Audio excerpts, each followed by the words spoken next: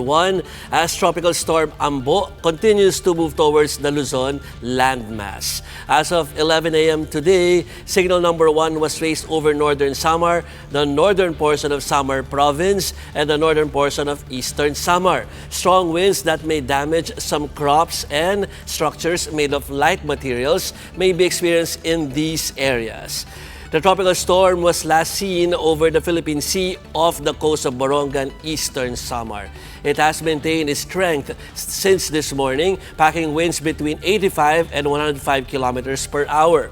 However, PAGASA says Ambo will likely intensify into a severe tropical storm within the next 24 hours and become a typhoon ahead of its expected landfall in Sorsogon on Friday. Its eye wall will then hit other parts of Bicol, Calabarzon, Central Luzon, Cordillera, and Ilocos region. Keep in mind, though, that considering the diameter of Ambo, parts of the Cagayan Valley region and even Metro Manila will be affected. With Tropical Storm Ambo projected to make landfall over parts of Region 5 this week, the province of Albay is already bracing for the impact. To give us updates on this, we have with us on the line Albay Governor Al Bichara. Governor Bichara, kamusta po kayo dyan and how are you preparing for the impact of Ambo?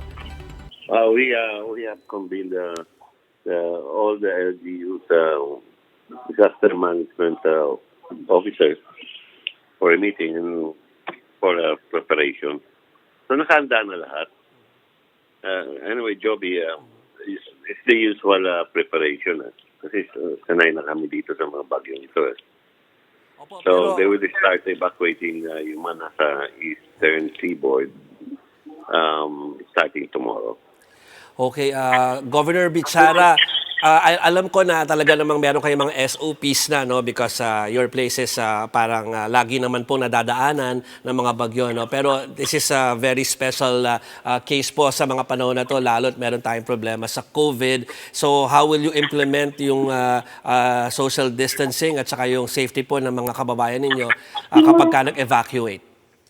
Magdadagdag kami ng mga evacuation centers dahil we have to, for every evacuation center, 50% lang ang ma-accommodate, hindi gaya noon. So we'll still maintain the distancing and of course, gagamit sila ng mga masks. But yung mga barangay na yan, wala namang problema pagdating sa COVID.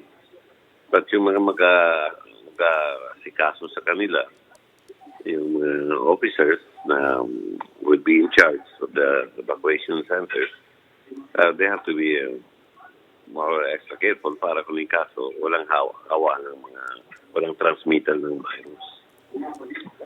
Governor Bichara, we know that we are under ECQ, no? Pati po kayo. But the thing is, kailangan talaga ang communication, very important. Diyan sa gagawin po ninyong evacuation or information campaign kapag nang dahil sa bagyo na paparating.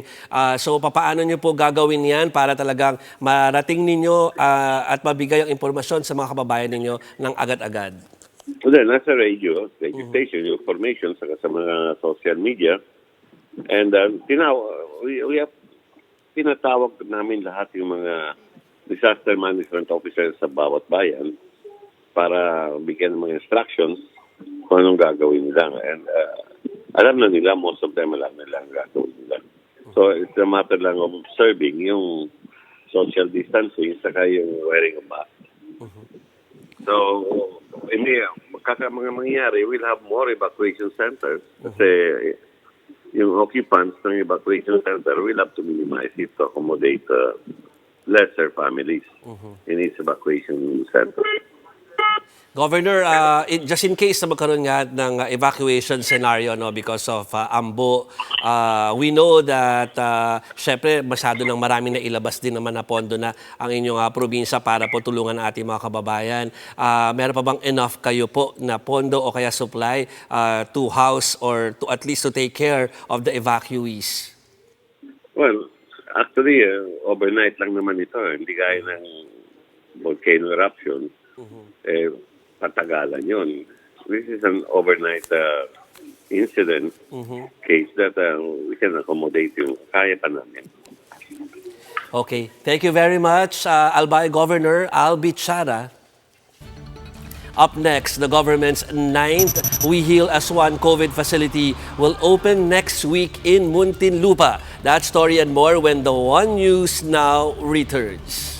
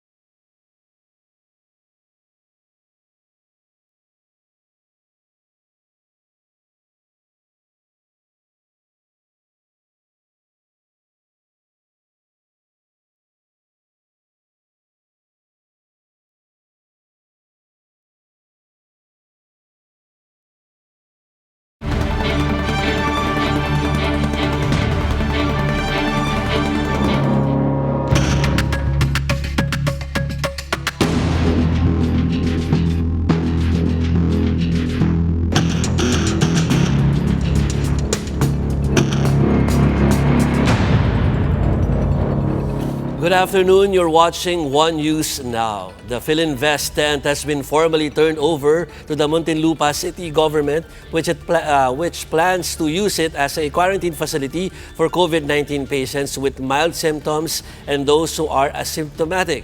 Let's check out what it looks like from JC Cosico. JC. Yes, Jovi, the site was inspected by Health Secretary Francisco Duque III, National Task Force Against COVID-19 Chief Implementer Carlito Galvez Jr., the Fire Bureau, and the DPWH. They're targeting to open the facility next week. This is the government's ninth We Heal as One center. The facility can accommodate 108 patients housed in air-conditioned rooms. The rooms are fitted out with the furniture to make the patients stay comfortable. There's also a nurse's call button too. The government will pay for their meals as well as access to the internet. Personnel from the BFP Emergency Medical Services will be assigned here, while the Office of the Civil Defense will provide the equipment. Nurses will also work at separate stations to minimize exposure to patients. We asked Secretary Duque over the supposed inconsistencies in the government's reports on COVID-19. He said that this could be probably due to patients' failure to completely fill out the case investigations forms.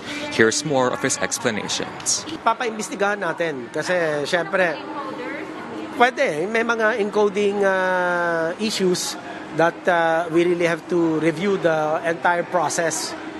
So, yun. Basta ang mahalaga doon ay tinatanggap natin yung kanilang mga observations that will help guide us in the institution of corrective measures. Kasi mahabang process Hindi naman siya simpleng proseso. And you're talking about big data here, no? Jovi Galvez didn't answer us directly whether the government could actually achieve its target of conducting around 15,000 tests daily by May 15. But what the officials are telling us is that they are testing centers failing their proficiency tests, hence affecting their accreditation. And to add to that, a global supply for testing kits is thinning out. Jovi? Thank you, JC Cosico. Meanwhile, Cebu Pacific cancels all flights, both domestic and international, as well as services operated by CebGo until the end of the month. The palace earlier decided to place Metro Manila, Laguna, and Cebu City under a modified ECQ from May 16 to May 31. Passengers are advised to manage their bookings online and they can avail of any of the following options. 1. They may rebook their flights to any date within 3 months for free. Fare differences are also waived. 2. They can also choose to place the full cost of the ticket in a travel fund which is valid for a year. Passengers can use this to either book a flight up to 1 year ahead or pay for add-ons like baggage allowance or seat selections. Or number 3, they can ask for a full refund. Processing though will start after the community quarantine is lifted and regular work schedules resume. But because of the volume of requests, this could take as long as 4 billing cycles. We'll be back with more stories after the break. Keep it here on One News Now.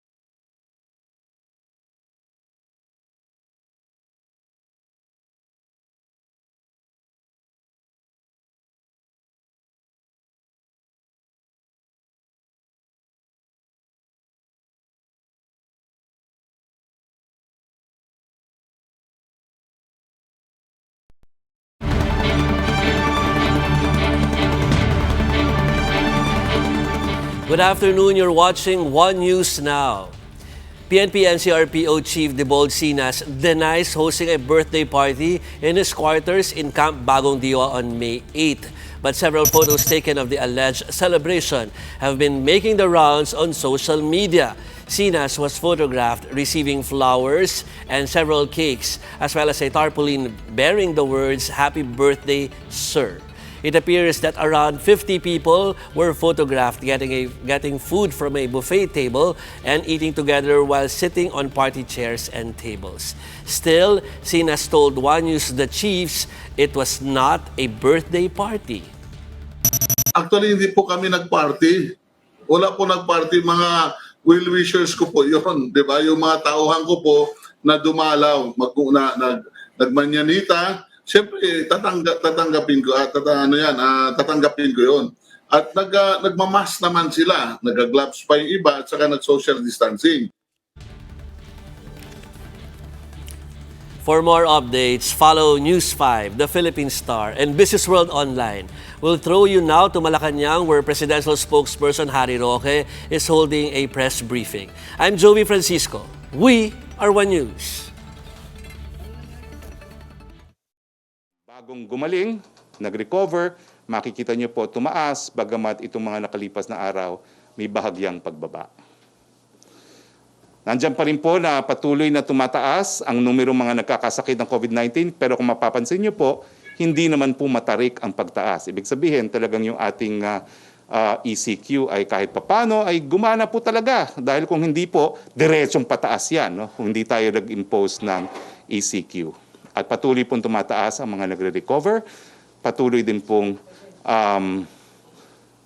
at patuloy naman pong maging stable kahit papano ang mga namamatay sa COVID-19. Si Secretary Anyo will have a short clarification now. Yes, Secretary Anyo. Magandang tanghali sa ating lahat. Itong ating clarification ay dito sa na-issue na resolution number 35 ng IATF na kung saan ay nadideklara ang iba't ibang areas sa modified ECQ, GCQ. At dito sa resolution ay nagkaroon ng deklarasyon na ang 37 probinsya at 11 cities kasama ang BARM, sila ay nailagay bilang low-risk provinces, HUCs, and ICCs shall no longer be under community quarantine without prejudice to strict observation of minimum health standards. Marami pong mga local chief executives, governors at mayors na nagsagawa ng petition, request, at sinasabi nila na hindi pa sila handa para tanggalin ang community quarantine. Kaya ito ay magkakaroon po tayo ng amendment na pagtitibayin mamaya sa ating IATF meeting upang ang mga provinces na to, 8 region, 37 provinces, 11 cities, at kasama na po yung BARM, malalagay sila sa modified general community quarantine. Ang ibig pong sabihin, modified GCQ, magkakaroon pa rin ang ating mga local chief executives ng guidelines kung paano niya ipapatupad ang modified GCQ para sa ganon ay meron siyang kapangyarihan na magagamit na matigil ang pag-spread ng virus sa mga lugar na meron pa. Kasi kapag wala ng quarantine ay in-expect natin na baka magkaroon ng second or third wave. Kaya wala na po tayong area sa buong Pilipinas na hindi under ng community quarantine. Iba-iba lang pong level. Ito pong low risk ay mapupunta sa modified community quarantine. At meron din naman po tayong guidelines na i-issue para susundin ang ating mga local government units. Maraming salamat. Si Secretary Duque, meron siyang presentation po on minimum health standards. Thank you very much, Secretary Anyo. So ulitin ko po, wala na pong lugar sa Pilipinas na hindi nasa ilalim ng community quarantine. Yung nauna pong areas na sinabi natin na wala na pong community quarantine, balik po sila under modified GCQ.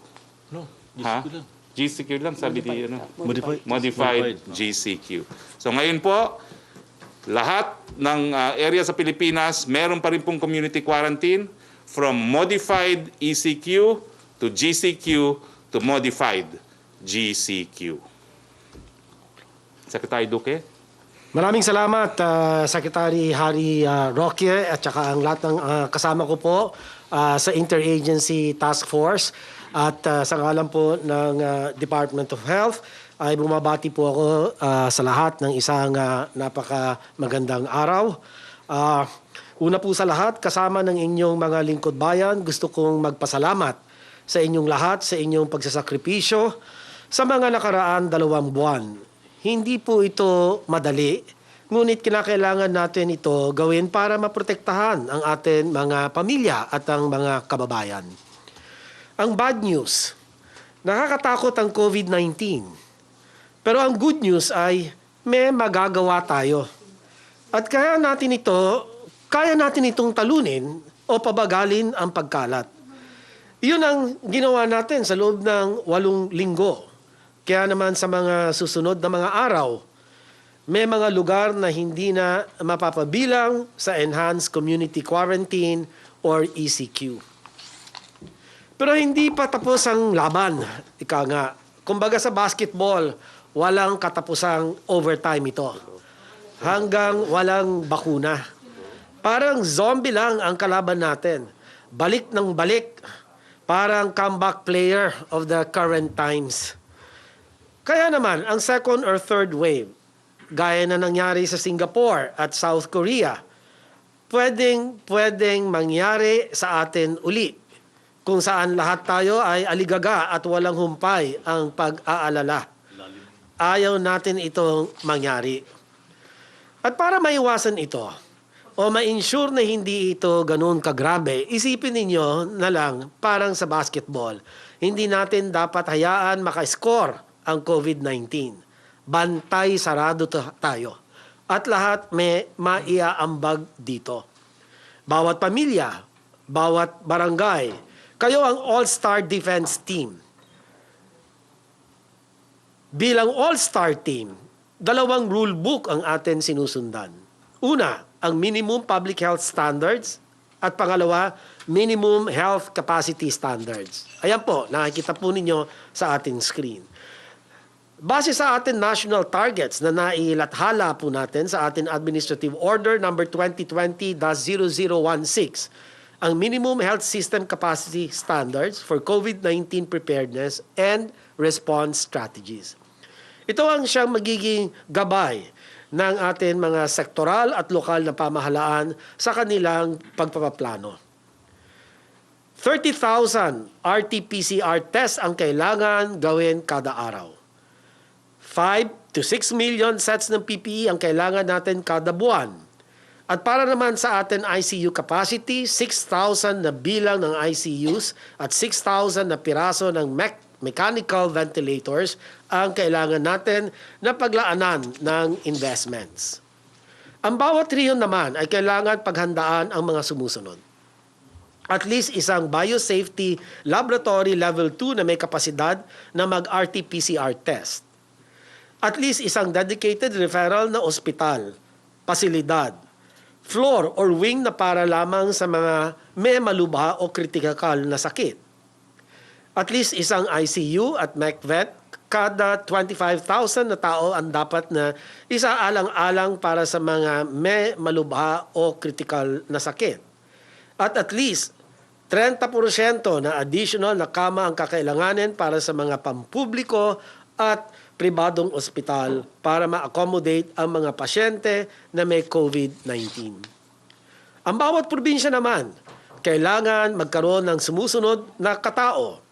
At least 1 epidemiology and surveillance officer kada 100,000 katao. At least 1 contact tracer kada 800 katao. At least 1 barangay health emergency response team kada 1,000 katao. At least 10 o 10 trained staff para sa testing. Kinakailangan naman ng mga sumusunod na infrastruktura para sa mga probinsya. Una, at least isang temporary treatment and monitoring facility kada 2,500 na tao. At least isang ambulansya or medical transport. At least isang dedicated na transport para sa specimen at least isang dedicated na funeraria o crematorium. Kung gagamitin natin ito para sa probinsyang Nueva Vizcaya, halimbawa lamang, na may projected population na higit sa 480,000 para sa taon 2020. Ito ay nangangahulugan, ang actual target nila ay 5 epidemiology officers, 602 contact tracers, 482 barangay health emergency response teams, at minimum na 10 tao trained testing staff. Para naman sa facilities, ang target ay magkaroon ng 193 isolation beds para sa mga temporary treatment and monitoring facilities, at least isang ambulansya para sa mga pasyente, isang transport na dedicated para sa mga specimen, at isang designated funeral home or crematorium para sa suspected or confirmed COVID patients.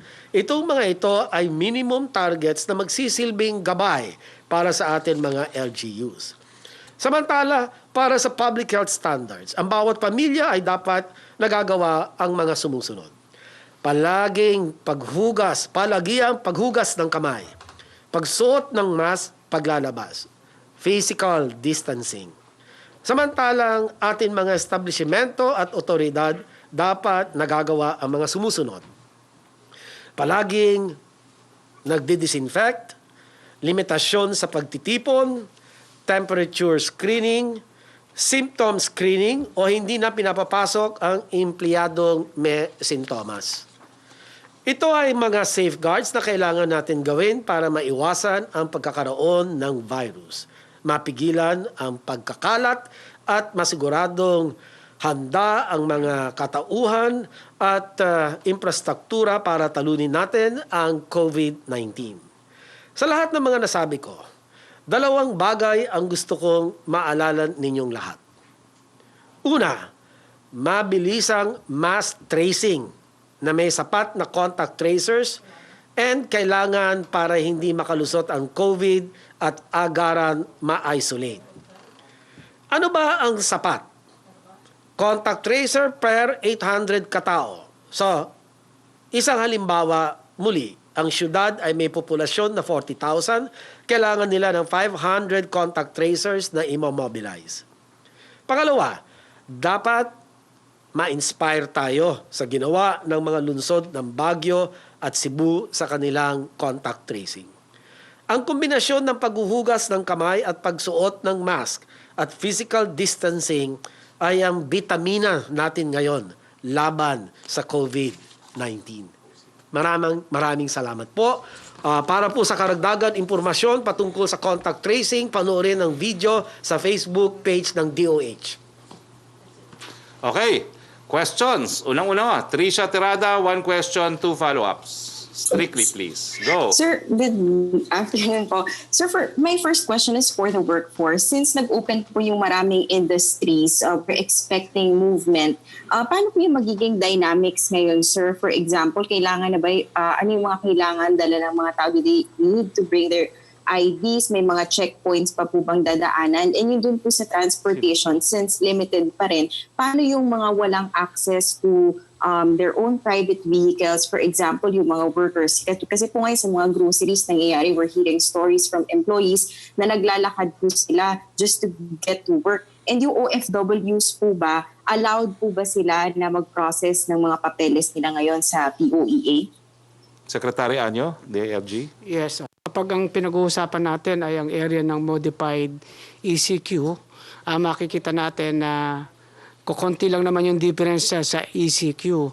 At dito, ang mga workers dapat ay isa-shuttle ng kanilang mga kumpanya. Doon sa GCQ ay magkakaroon na tayo ng pagbubukas ng ibang mass transportation. Kailangan dala nila yung kanilang ID, certification of employment, para sila ay hindi na maabala sa checkpoint. Sec Galvez, yung tanong po sa POEA, pwede ba sila mag-process daw ng mga dokumento nila? Palagay ko po, tanongin po natin si Secretary Dole. I believe pwede naman po yun dahil kasi kung sa processing, okay lang po yun. At saka karamihan po sa processing is online and also kung kailangan yung kailang physical presence, limited lang po yung tinatawag nating time. Okay, next question. Second question, sir. Doon naman po sa itong decision po natin about the ECQ and ECQ. Sir, kasi may questions ngayon na ni-raise or problems na ni-raise about the accuracy of the data na meron po yung DOH. Experts say those are alarming errors na yun po yung pinagbabasihan natin ng mga decision natin. Is this decision final? Are you still going to reconsider it considering the errors and yung testing, sir? Problema pa rin po. Yung targets were still far behind the targets. And yun nga po, may problema pa rin po tayo sa contact tracing. The system is not yet efficient. Secretary Galvez? Hindi, ako po ang sasagot niyan. Maraming salamat. Okay. Akin Secretary lang po, Duque. Yes, maraming salamat po, Kalihim, Harry, Roque. The Department of Health appreciates the concerns raised by the UP COVID-19 pandemic response in its policy note number 6 dated May 8, 2020. Ang DOH po ay gumawa na po ng mga hakbang para po makorek itong mga tinatawag nilang data errors found in the April 24 and 25 data drops, as well as other inconsistencies communicated by private citizens through the COVID tracker at doh.gov.ph. As early as April 26, we have since caught and corrected these issues, and we very much appreciate the UP Resilience Institute for raising their concerns. No? We assure the public that the issues raised are less than 1%. Maliit pa sa 1% of the whole data set and does not prejudice the overall interpretation of data and decision making. We continuously rectify the data the moment we identify any issue. For example, inconsistencies in the formatting of the date, case classification, and proper identification of the location. Nevertheless, the DOH remains committed to transparency, and we welcome feedback from expert community. Moving forward, for utmost transparency, we will include more details on the specific rows that have changed from the previous day. Building and using high-quality data systems normally takes months of effort, while the crisis has demanded that existing systems be improved and scaled out in real time. DOH is currently rolling out a new digital epidemiological surveillance information system. Tawag po rito COVID-Kaya, that has been developed in collaboration with the World Health Organization Country Office. This new system automates several data collection processes, which is expected to minimize encoding errors. And panghuli na lang po, ang DOH ay nagpapasalamat sa mga epidemiologists sa WHO, ay epidemiologists of the University of the Philippines, Manila College of Public Health, ang Thinking Machines Data Science for their immense support in data validation and analysis. The daily data drops would not be possible without their guidance and expertise. We are collaborating with a range of institutions, and we welcome other data engineers, data scientists, and specialists willing to contribute to this effort, as this is a matter of national importance. Tama po kayo. We strive to continuously improve our data collection and reporting systems, and we welcome all the feedback we receive from the public. Maraming salamat po. May dadagdag ata si Sir, Secretary last Galvez. question. Yes. Tama po tayo na ang impormasyon ay siyang pinaka-basis sa decision-making process natin. At ang nasabi na nga po ni Secretary Secretary Duque na maliit na porsyento lang po ang nakita natin mga discrepancy. Sa amin po, sa pag-implement po namin, ang aming pong data ay binabase sa LGU data at saka sa DOH data. Kung mayroon man discrepancy, ang ginagawa po namin as chief implementer, pumupunta po ako sa baba. Tinitingnan po talaga ang impormasyon. Yun ang tinatawag nating validation. So, I believe hindi po tayo nagkamali na magkaroon po ng shifting dahil kasi po naman yung shifting po naman natin is natawag nating dahan-dahan at saka po hinay-hinay lang po lamang. Ang pagkakaiba lang naman natin na nakikita natin sa transition natin sa ECQ at saka yung MCQ is yung pag-open ng ating business, kasi hindi po talaga pwede na mayroon tayong extended ECQ ay mamamatay naman po ang ating economy. At nakikita po natin na ang COVID ay ito'y matagalang labanan, at hanggang wala pong vaccine ay talaga pong kailangan din po natin yung tinatawag natin yung economy natin to sustain it. Ito po ngayon, gumagawa tayo ng konting opening na hinay-hinay, gradual at saka incremental opening for the opening of our economy. Kasi po, pagka po nangyari po na hindi po natin inopen ang economy, we will gonna bleed. Sa ngayon po, nag-contract ang economy natin sa negative 0.2. And we cannot sustain this fight kung wala po yung COVID. Yung isang basis din po namin, kaya kami nag-opening, for the past few days, ang ating pong debt ratio ay medyo may kababaan as compared to other countries. At tinitingnan po natin, sa old active cases natin, 8,493, ay mahigit na 88% ang mild. 7,520 lang po ang mild, at saka yung karamihan po, 892 asymptomatic. Ang severe natin at saka critical is only 8%. 52 po ang severe at saka 25. Ito po ang mga basihan po ng data natin. Ibig sabihin, tumaas na po ang healthcare capacity natin dahil marami na po tayong recoveries over death. At the same time, marami na po tayong mga mega facilities. Kanina po, ang Philippines, nandun po kami sa Secretary Duque, may additional 108 bed capacity na po tayo. Meron na rin po tayong testing capacity. Ngayon, tumaas po ang testing capacity natin sa 8,000. At ang ating mga private sector ay nagdo-donate pa rin po ng mga PCRs at saka mga automated extraction machines. At the same time, ang ating po mga LGUs ngayon po ay nagiging nakikita natin aggressive. At the same time, talagang nakakapasitive na po natin ang ating LGU. So ito po yung mga basihan po ng ating po pag-ibig. Pagpaumanhin niyo po, no? But I will have to amend what I said earlier. One question, one follow-up lang po dahil lahat po kami attend ng 2 p.m. IATF meeting. Yusek Rocky? Okay, Secretary, from PAGASA Inquirer, may we know when the Office of the President will release the executive order regarding the guidelines for distribution of the second tranche of the SAP? DSWD said they cannot start distribution without said EO. Okay, hindi po EO ang inaantay natin. It's a memo from the OSAP, no? At lalabas naman po yan siguro itong linggong ito para mapagsimula na nga yung second tranche, no? Maricel Halili, TV5. Hi sir, magandang hapon po.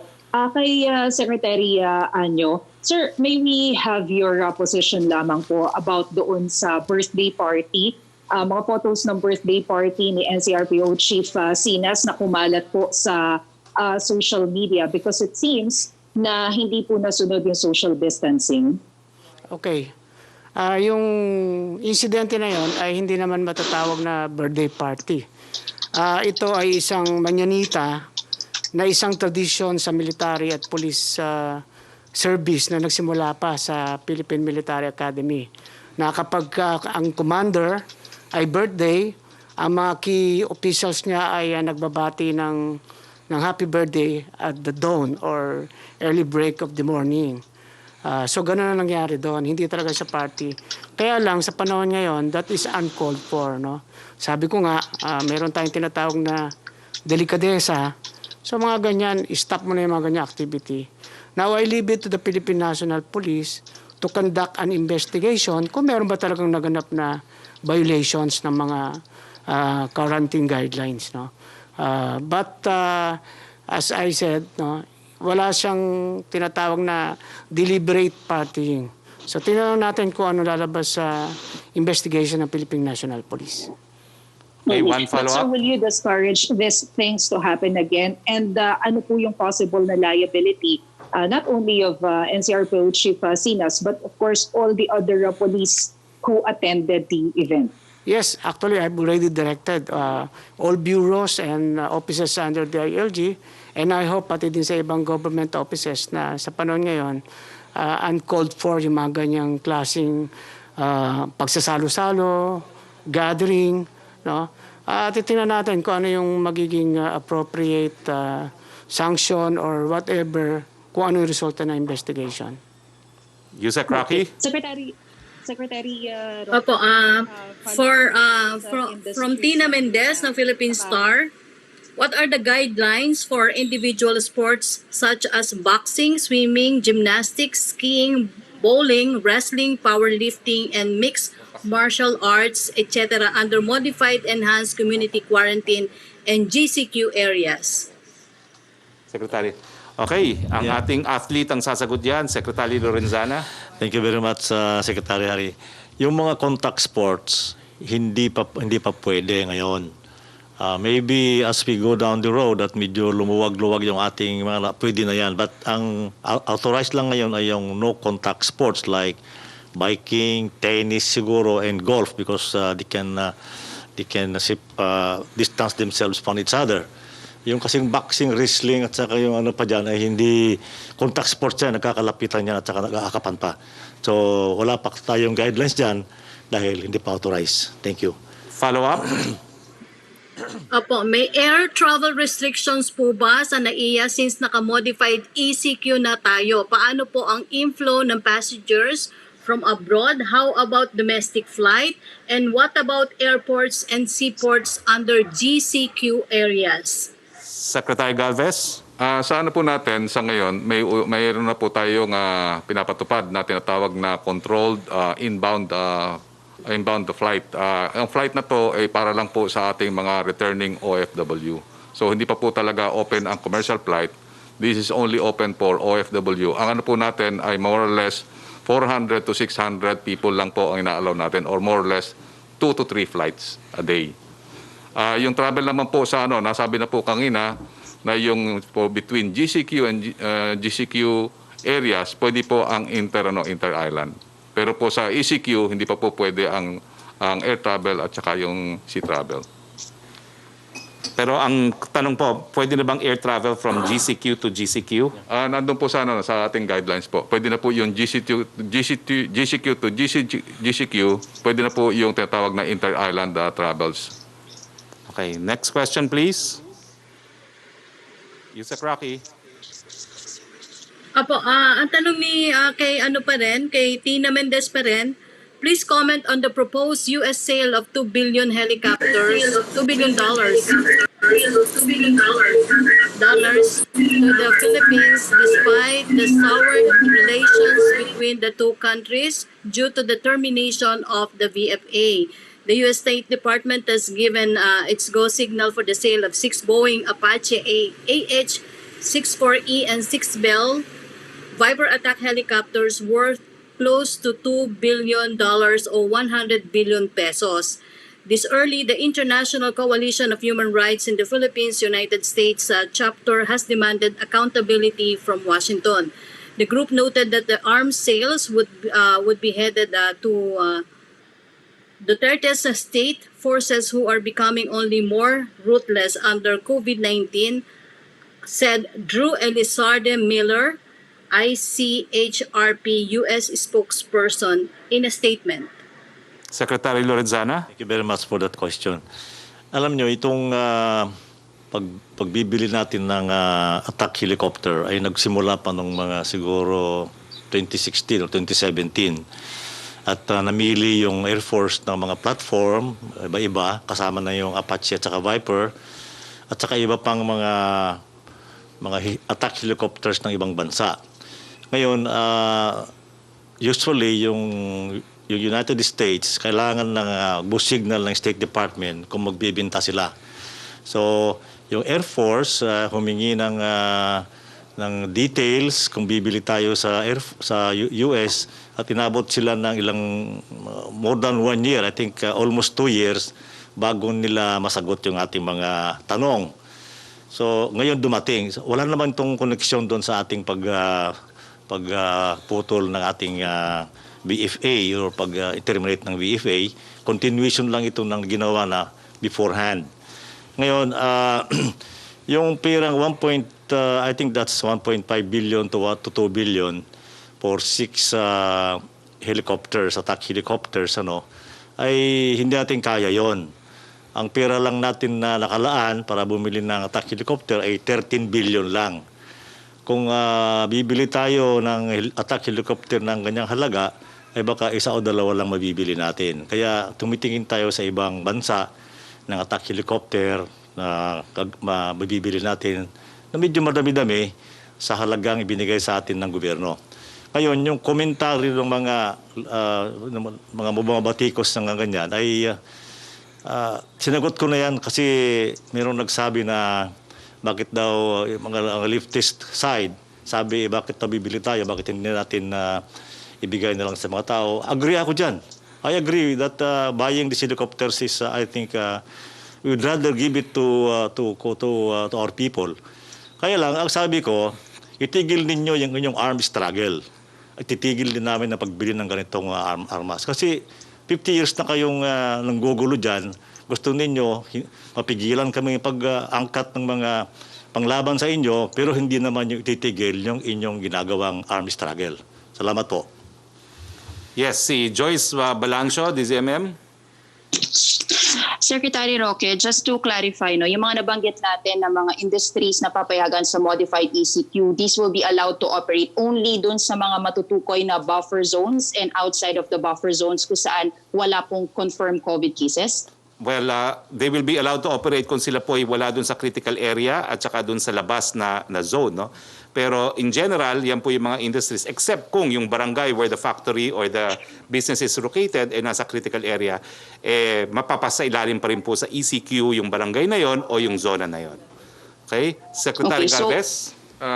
Yung tinatawag nating mga opening ng business, pag ano po yan, pag-uusapan po ng LGU at saka ng business sector po yan. Yun lang po ang nagbigay tayo ng general guidelines. Kaya po nakita natin, normally yung mga business corridor po na yan ay normally located sa modified GCQ at saka doon po sa nasa buffer zone or yung areas out of buffer zone. Ito mga tinatawag nating mga economic corridors at mga safe area. So ngayon, maganda po nag-uusap ang business at saka po yung LGU para pagtulungan po nila. It will become their motivation. Pagka nag-open up po yung ating tinatawag na critical zone ay malinis po natin, kung nandun po ang economic area, ay pwede pong yun ang magiging motivation po nila. Yes, ito po, Sir, another question po pinapakita po namin uli yung yung different zones, no? Yung critical zone at containment zone. So yung mabubuksan ng negosyo, dapat po nasa buffer zone or outside buffer zone dahil kung nasa critical area o sa containment area, hindi pa rin sila mabubuksan. Okay, next question. Apo. Sir, naging recommendation po ni Finance Secretary Sonny Dominguez po kay President Duterte yung pag-hire ng contact tracers among Filipinos na nawalan po ng trabaho this pandemic. So, approve po ba ito ni Pangulong Duterte at meron na tayong naayos na sistema paano tayo mag-hire, qualifications, paano po ba ito? Well, si Secretary Anyo. Yes, gagawin natin yan because it's not just because we modified or we put some ease or relaxation in our community quarantine ay wala ng virus at wala ng COVID. Tumaas lang yung ating health capacities kaya can afford tayo na magbawas ng mga restrictions. But for 2020 and even 2021, we will continue to test, trace, isolate, treat. So kailangan ang pinaka-workforce natin talaga ngayon ay ang ating mga contact tracers. So sa LGU levels, mag-hire tayo. Dito rin sa ating national agencies, meron din tayong i-hire dyan kasi integrated ang effort natin, national, regional, provincial, down to the municipalities. But of course, these are all led by our local chief executives sa kanilang mga respective task forces. So we expect that we would hire and then we'll also conduct training, capacitate these contact tracers. This is the only way we can really identify those who can be isolated and tested. May qualifications po tayo, Secretary, para lang po alam ng mga kababayan natin if they will be qualified to apply. Dagdag lang yun sa sinabi ni Secretary Anyo. Ang pangunahing dahilan kung bakit naimunungkahi ni Secretary Sonny Dominguez na mag-massive hiring tayo ay para magkaroon ng pera yung mga tao. Kasi nga matagal na nawala ng mga trabaho, kadamihan sa mga mamamayan ay nawala ng trabaho para magkaroon silang pera dahil kung walang pera yung mamamayan ay hindi naman gagalaw yung ekonomiya natin. That is the first and foremost reason. Marami pa nga ibang panukala kung paano natin pang paramihin yung mga pwedeng ma-hire ng government, hindi lang sa contact tracing, kundi sa construction na sector. Thank you. Okay. At ang pinarating po sa akin mensahe ni Secretary Chua, i-empleo naman po itong mga taong to kung hindi po permanent, temporary basis, no? Hanggang bumalik sa normal ang sitwasyon. So, pero meron po tayong sapat na pondo para dyan. Yes, Joyce? One more question, Joyce. Yes, go ahead, Joyce.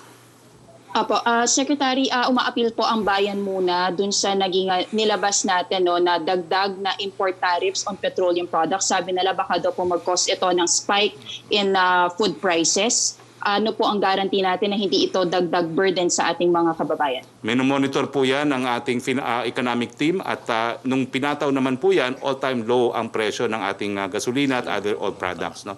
So kung talagang mag-spike po yan, ititigil din po yan. That was very clear from the imposition. It's a temporary excise tax. So kung talagang tataas, babawiin din po yan. Si Yusek Rocky, please. From Secretary from Belia Carriazo of Bandera, can we have balanced reactions sa study po ng endcoronavirus.org saying Philippines ranks as one of the worst performing ASEAN countries in combating COVID-19 alongside with Singapore and Indonesia? Well, isa lang po yan siguro sa mga naglalabas ng ratings, pero yung naunang lumabas po ay isang Tuluna study, Black Box of Singapore, na nagpapakita na pang-anim daw tayo sa pinakamagaling na magresponde sa buong daigdig dito sa COVID-19. So mas naniniwala po ako dito sa Singaporean study nito dahil hindi ko po alam kung saan itong endcoronavirus.org nito.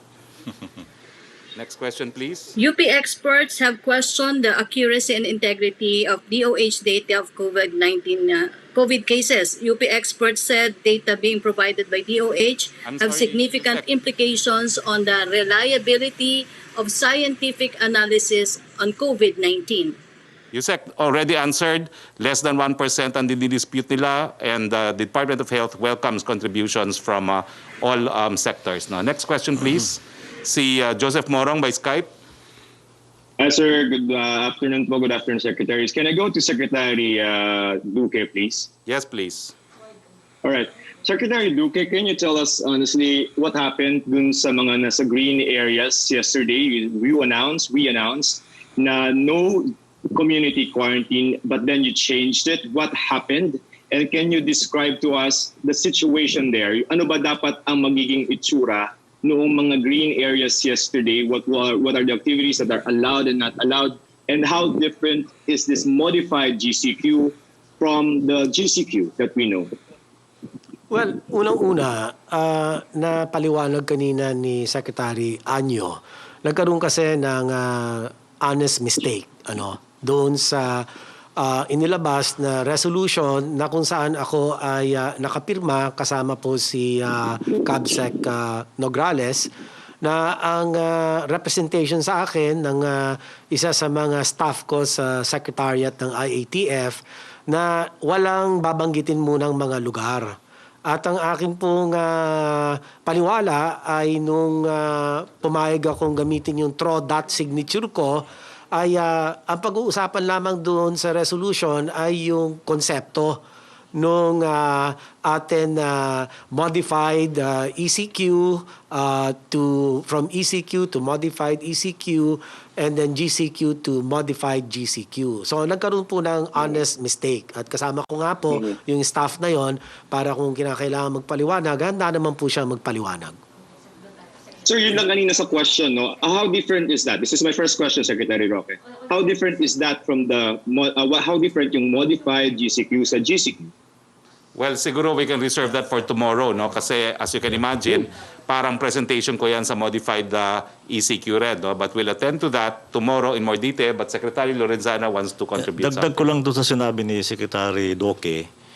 Nung lumabas yung resolution na yun at nag-viral, maraming mga naepektuhan na wala lang quarantine ng mga areas, probinsya, na nagsabi sa akin kung pwede, hindi mo na sila aalis.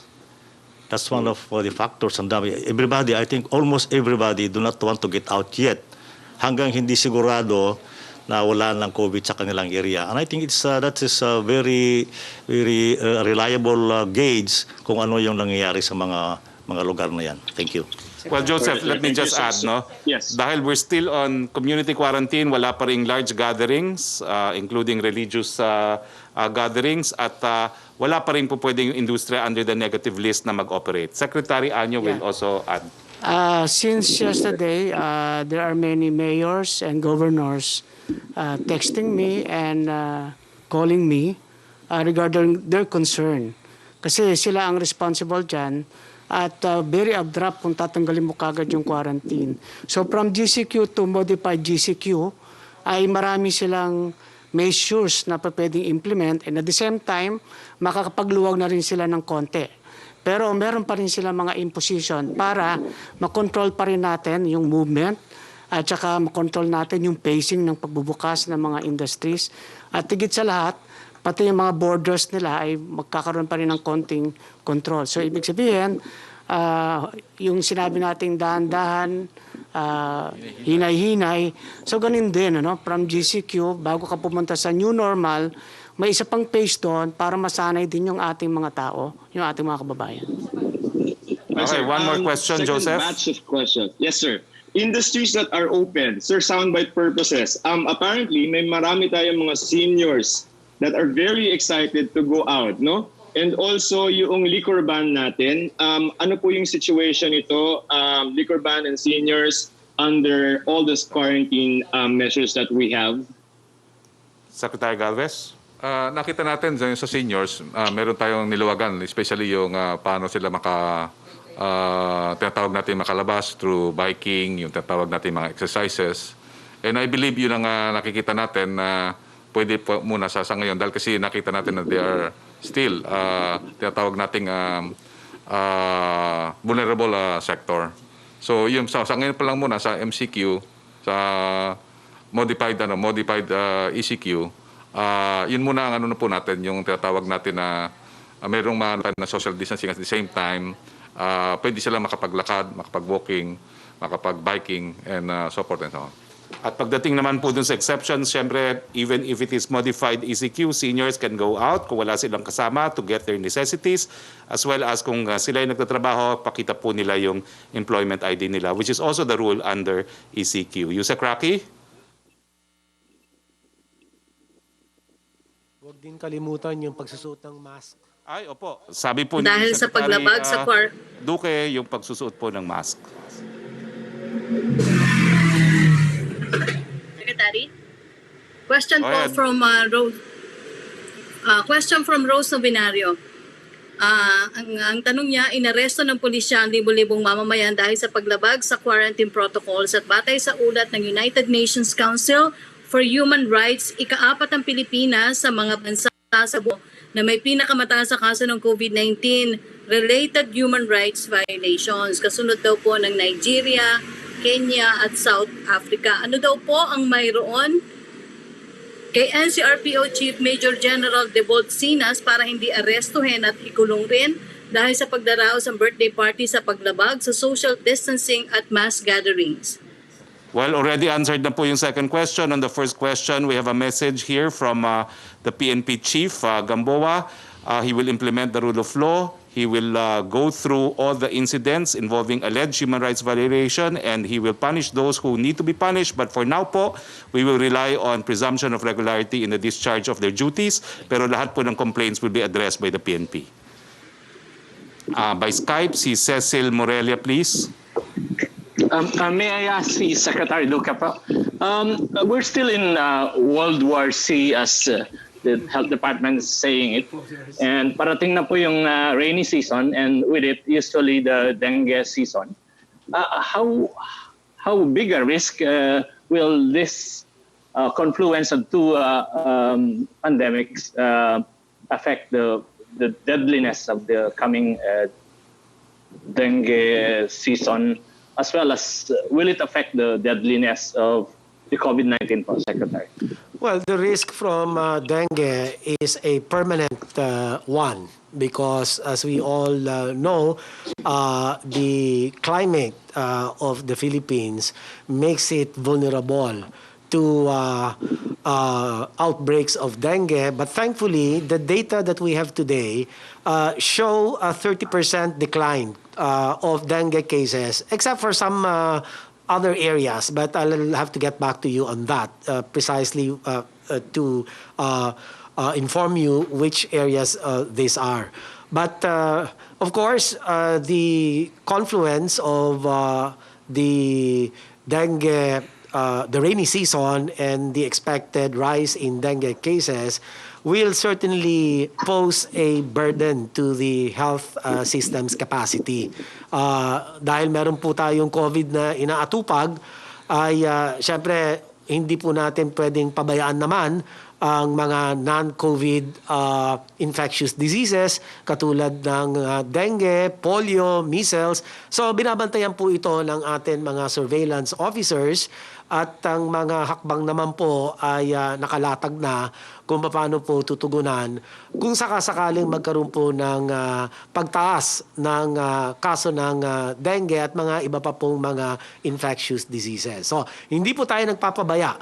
Pagdating po sa mga kinakailangan na pagtugon o pagresponde, ay nakahanda po naman ang ating Department of Health, ang ating pong Centers for Health Development, at patuloy ang kanilang pakikipag-ugnayan sa mga pamahalaan lokal na sila po naman ang direktamenteng may responsibilidad sa pangangasiwa ng kanilang health system's capacity to respond to all sorts of epidemics. Just one follow-up po, Secretary. Are there studies showing that the SARS-CoV-2 interacts with the dengue virus? Does it make either more deadly if the two interact? If they interact in any way? Wala po kaming scientific data to support that hypothesis. But of course, alam natin na kapag meron kang dengue, ay isa sa mga komplikasyon ng dengue ay ang baga din ang tinatamaan.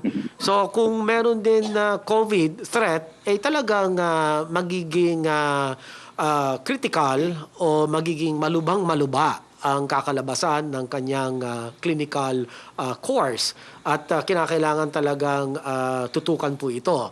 Kaya ang pinakamaganda po sa lahat ang prevention, ang pag-iiwas po na ito ay makakalat at makaapekto sa ating po mga kababayan. Kaya naman po ang pagpupursige at pagpupunyagi ng inyo pong Department of Health ay walang humpay para nga po talagang maiwasan ang pagkalat ng mga sakit na nabanggit ninyo. Yusek Rocky? From Pia Reñado Propeller, with MECQ only in Metro Manila, Cebu City, and Laguna, how will the IATF involve the local chief executives of these places in its decision making? So far, it seems the mayors only send their recommendations. Will they be invited to join IATF meetings for better and more targeted coordination? Secretary Anyo?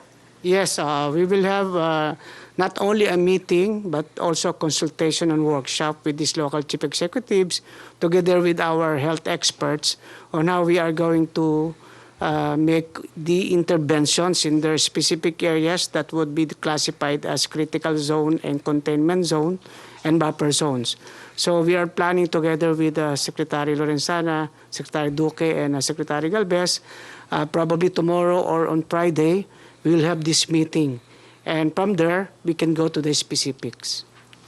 Yes, by Skype, Melo Acuña, please. Yes, good afternoon, Secretary Roque. Good afternoon.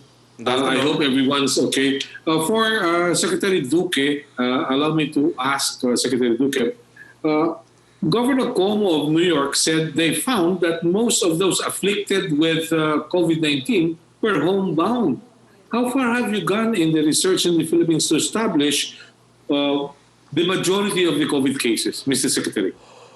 Well, sa ngayon po, ang inuna nga po natin binabantayan, ito pong mga COVID cases in the closed settings, no? Like jails, Yun din pong kasama natin ng WHO, nagmamatsyag po tayo doon sa mga orphanages at saka doon din po sa mga home for the aged. So inaantay ko lang po kung ano ang resulta ng kanilang mga surveillance activities. Pero tama po kayo na meron nga pong ulat mula sa New York kay Governor Cuomo na high risk talaga itong mga homebound individuals for COVID infection. Last question po. Yes, may tanong pa rin po dito, Secretary Duque. Ano daw po yung medical explanation bakit bawal yung angkas pero pwede namang magkasiping yung mag-asawa? Hindi sigurado kung asawa niya yung kaangkas niya. Ay, hindi raw sigurado kung yung asawa niya yung kaangkas niya. Anyway, madali lang po. Siyempre, pinagbabawal natin yung mga close contacts. Ano po, dahil alam na po natin na ang mode of transmission via respiratory droplet at kung magkalapit ang mga tao, ang tsansa na magkahawaan ay napakataas. Kanya, yan po ang isa sa mga ipinagbabawal natin. Kaya meron po tayong social distancing kung tawagin. Yeah, thank you very much for Secretary Lorenzana. Ay, tapos na po. Yusek Rocky, only 2 questions Opo, po. from Pasensya na po. Eileen Yusek Rocky. Taliping of Abante Tonight. Sa balik probinsya, bagong PAGASA program, lahat po ba ng gustong bumalik sa nasa probinsya ay maaaring maka-avail sa programa? Sino po ang mga dapat i-priority at may garantiya ba na lahat na mag-a-apply sa programa ay hindi tatanggihan? Well, lahat po ng gusto mag-apply, pwede po kayo mag-apply. Lahat naman po yan, meron po tayong palantutunan na susundin. Totoo po, meron po tayo mga priorities. Ang mga priorities po natin ay yung mga gusto na talagang bumalik permanently sa probinsya. Pangalawa, yung mga informal settlers po natin na gusto na rin umuwi, lalong-lalo na yung mga nakatira po doon sa mga danger zones dito sa Metro Manila. No? At siyempre po, yung mga PWDs na nais din umuwi ng probinsya, kasama rin po sila sa mga may prioridad. Wala pong i-deny na application, pero ang assessment po ay gagawin na titignan po talaga kung po pwede talaga silang magkaroon ng bagong buhay doon sa gusto nilang balikan na probinsya. Isa-isa daw pong nahuli ng mga otoridad ang mga nagbabanta sa buhay ni Pangulong Rodrigo Duterte through social media. Yung teacher humingi na ng sorry sa presidente, patatawarin ba siya ng Pangulong Duterte? At ano po ang pananagutan ng mga nagbabantang ito sa social media? Hindi lamang sa Pangulo, kundi pati daw po kay Vice President Leni Robredo at mga anak ay pinagbabantaan din. Epekto kaya ba daw ito ng mahabang ECQ dahil sa COVID crisis? Well, yan po yung ongoing police investigations. Di na po kami magkokomento dyan. Hayaan na po namin ng mga police na mag-imbestiga. No? Kakasuhan naman po sila kung mayroong legal na basihan.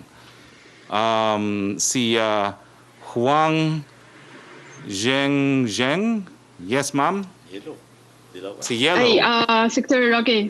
Thank you so much for giving this chance. My question is to Secretary Lorenzana, because I know last night there is a donation come from Chinese military to the Philippine government. So I would like to know, is that the first batch of donation from a foreign country's military side to the Philippines? And how's our comments about this donation? Yeah, I was the one who received the donation from Ambassador Wang Xilian last night. And it's a donation of medical supplies, mostly PPEs, from the People's Liberation Army. And it was brought by an People's Liberation Army Air Force to the Philippines. It is about 200,000 yuan, which is equivalent to about 1.4 billion pesos. And we are very thankful to the PLA for this donation. It will go a long way to help our fight against COVID. So this batch of donation will be used to all the frontliners, or will be just specific to the military frontliners? It will be part of the inventory of the OCD, the Office of Civil Defense, which is under the Defense Department, and we support all government hospitals and some private hospitals if they are in need of this equipment, PPEs especially. Yusek Rocky?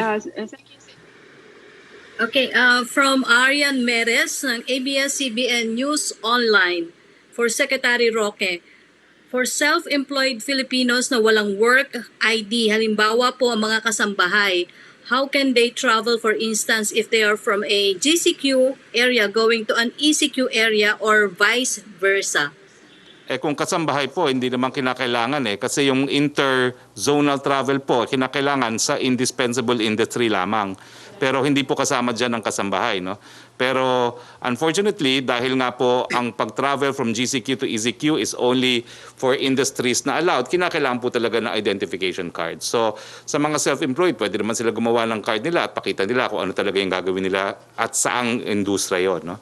Pero indispensable po yan kasi otherwise mababaliwala yung ating quarantine kung lahat ng tao po pwedeng lumipat. No? Next question please. For Secretary Anyo, paano po daw makakaapekto ang bagyo sa summer ngayon sa coronavirus response ng gobyerno?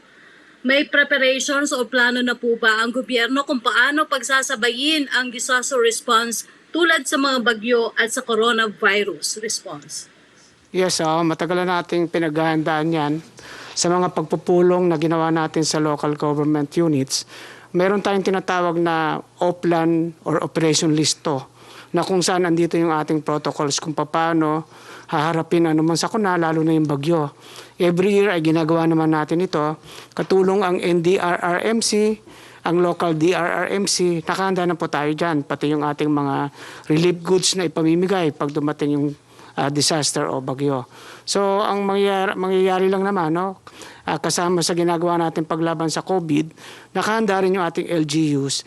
At siyempre kailangan kahit sa ating pag-atubang sa mga ating mga disasters, i-observe pa rin natin yung minimum health standards, physical distancing, wearing of mask, at ano pang mga panuntunan. Yes, next question please. For from Angel Ronquillo ng DZXL, kasunod ng sinabi ni Pangulong Duterte na hindi nakakayanin pa ng pamahalaan ng second wave ng COVID-19, ano ang magiging batayan para muling ibalik ang isang lugar sa ECQ, considering na may backlog tayo sa result ng testing? Well, malinaw naman po ang mga batayan dyan. Yung bilis po ng pagdoble ng sakit ng COVID-19, yung kahandaan na magbigay ng critical care at kinikonsiderin din po natin ang ekonomiya. Hindi po magbabago. So kung dumami po yung cases na ang pagdami ay hindi masasabayan ng abilidad na magbigay ng critical care, babalik po tayo sa ECQ. Kaya nga po flexible tayo. No? Pag po natin isipin na nakataganan sa bato na pag hindi na ECQ, hindi na babalik sa ECQ. Kaya nga po, ginagawa po natin unti-unti, dahan-dahan, hinay-hinay dahil ayaw natin magkaroon ng second wave na naging karanasan na ng napakadaming bansa na nagbukas ng ekonomiya. Next question please.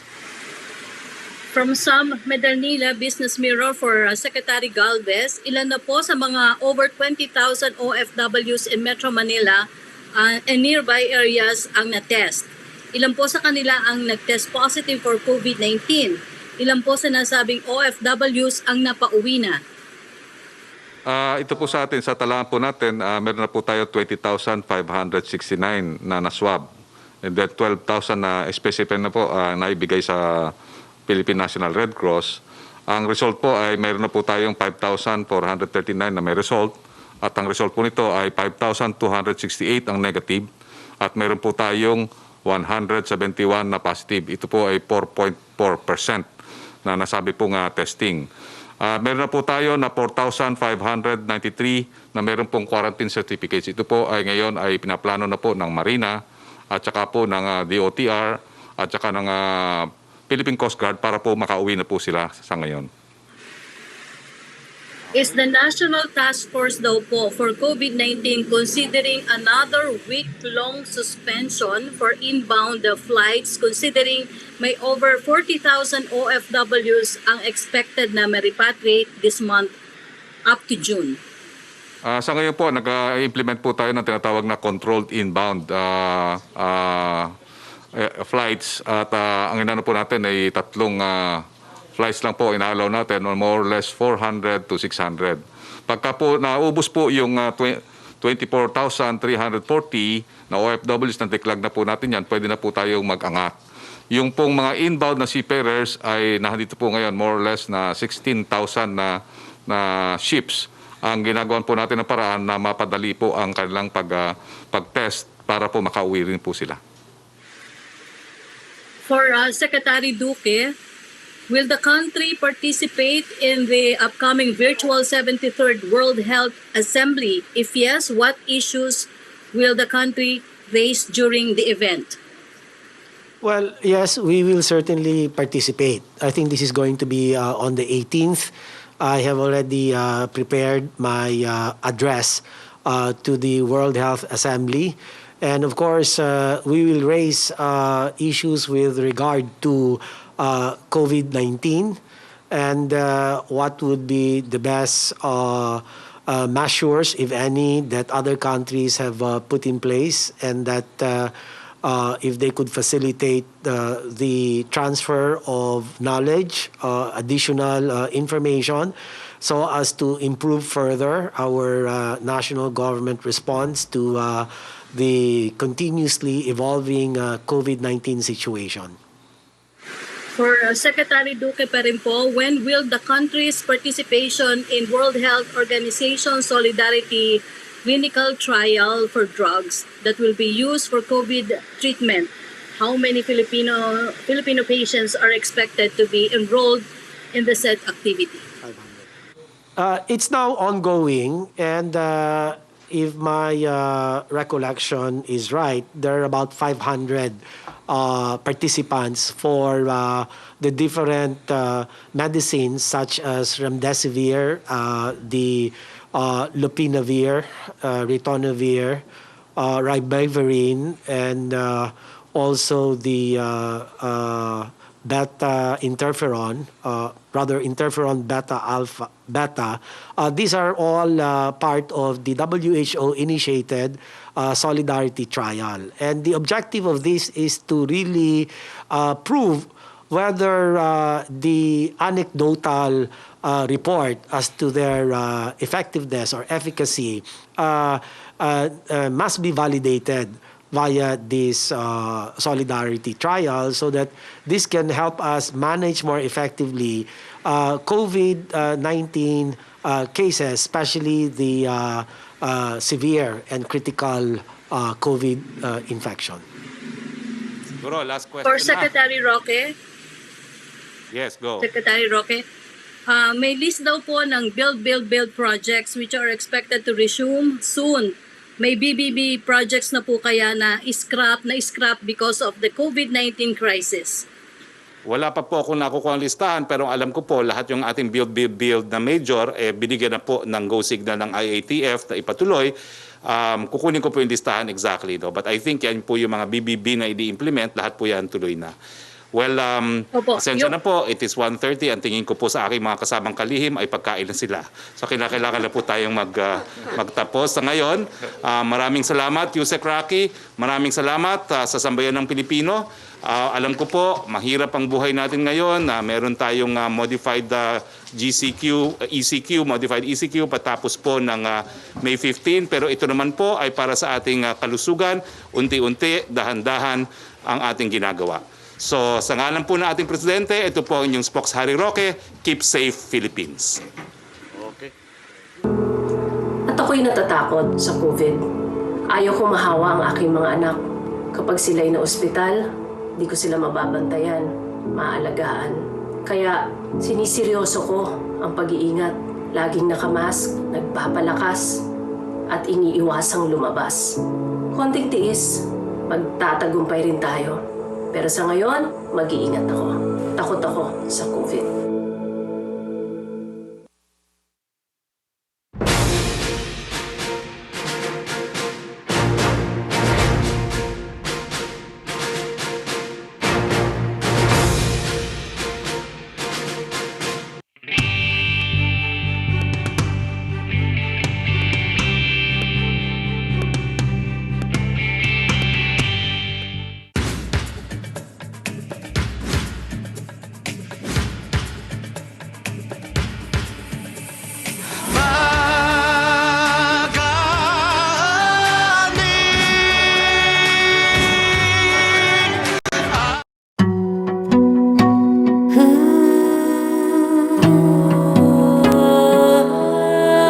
sa